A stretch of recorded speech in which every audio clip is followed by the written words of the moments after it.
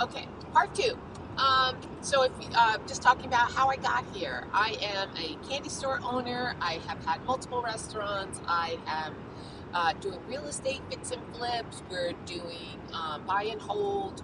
We are doing business consulting, teaching people that they can scale for exit.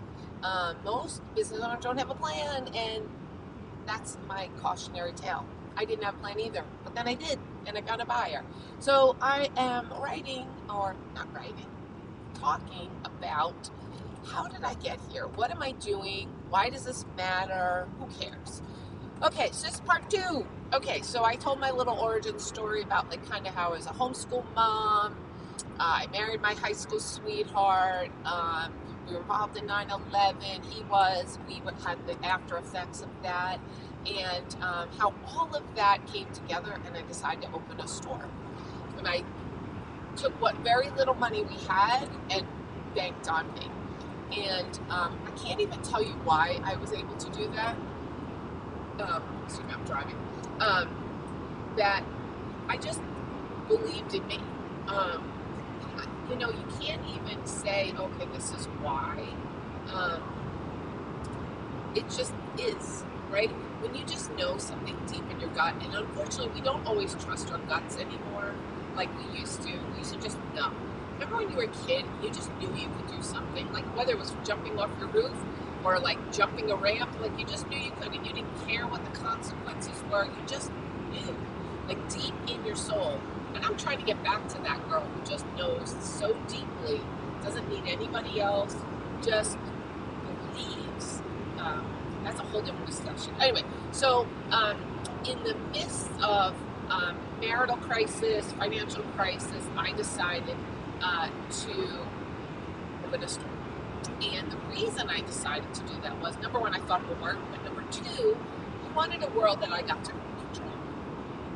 It comes back to control, feeling like everything was out of control. And some days I still feel that way. I don't think that ever goes away in business ownership, but feeling like everything was out of control, and I wanted a world that I got to say that it was up to me to make the decisions, and that I would live and die by my own consequences and my own choices, and not my husband's, not my children's, nobody's but mine. And so I started my candy store, and I called it Life is Sweet. And I called it Life is Sweet because I figured if I said it enough, that I would remember that things were not always going to be a shitstorm, that not everything was going to be bad. I went from this very controlled, happy environment where I raised my children. My husband worked. He came back. He was, in the end, he was commuting to Manhattan, back and forth to New Hampshire. So all week it was just me and the kids, and I homeschooled them, so I got to decide what we were doing, what we weren't doing, what we were having for breakfast, what we had for dinner, what we were learning, where we were going. I got to say, and all of a sudden then my husband said, oh, I'm an addict, and turned our whole world upside down. And I didn't know what to do about that. And my kids decided to go to school, which was fine. It was great for them. And it was perfect timing, actually. We bought our first house ever, and a week later, everything got ripped away. Everything I thought I knew was gone, and how I dealt with it. And everybody deals with things differently. I am more of a crap. I have lemons, let me make some lemonade person. Other people need time to process, need time to mourn and get through. I am more of an action person. And so everybody that I knew, I had started going to Al-Anon a little bit just to understand what was happening, because this was very new to me. And they were like, are you crazy? Don't do this. And I was like, no, I need to do this. So trust your gut, people. Like, don't listen to when other people say you shouldn't do things. If you believe, step into it and own that. And you know what? If it doesn't go well, so what? But do it because it's probably the right thing for you. And if it's not, it's going to teach you a great lesson. So that's what I did.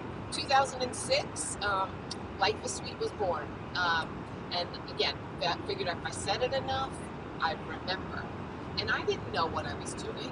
I mean, my father had a store attached to his house. I had worked in doing cashier work at grocery stores. I had worked in restaurants. I had done a lot of different things that enabled me to know enough that I could start.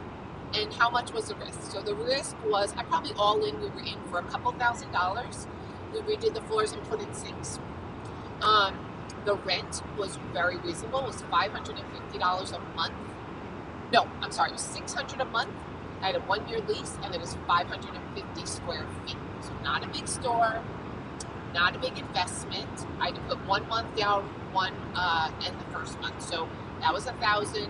We did the floors and the sinks. I got a credit card from Home Depot for the floors, and then some inventory. And back then, inventory was way cheaper than it is right now. This is 18 years later. But I just started. I bought jars from IKEA. I bought used furniture, put it up. And I was like, you know what? I'm going to try this thing. And I did. And the first year was hard. I mean, I'm just going to be honest. Every damn year is hard. The longer you're in business, you just have bigger problems. You just have different problems.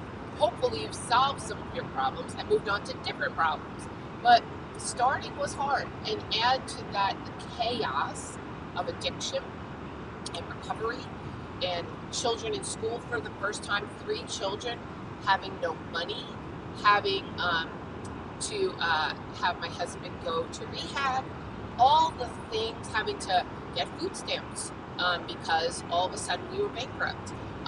Those things were awful, awful, awful. And in some ways it would have been much easier. Oh, and we filed for bankruptcy because they were going to take our house. My husband stopped paying bills, even though he said he was. And so there was just a lot of things going on, and it was crazy town. Like it was very a chaotic upheaval of a time. And my one saving grace was that I had a little thing that was mine, a little thing that I got to say. And there is something to be said about starting with no money. And I know everyone thinks, oh, you should raise money, you should borrow money, you should this. But here's the thing. When you don't have any money, every choice you make matters. And every decision you make is smart. Because you know if you make the wrong one, it could be the end. And that kind of laser focus is so helpful when you start. When you have more money, you can blow more money. Speaking from experience and investing in all kinds of programs to help me get to the next level, when really I probably could have figured some crap out on my own. So this is part 2. I started my candy store. I've had it for 18 years. And I'll tell you part 3 about why I'm here and what I'm doing now. But here's the thing. Here, for all of you, I hope this reaches the right person.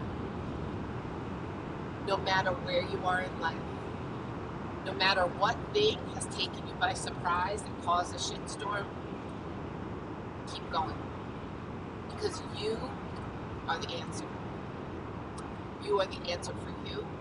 God has a plan for you, and every lesson is getting you on to the next level of where you're supposed to be. So don't give up. Part 3 coming soon.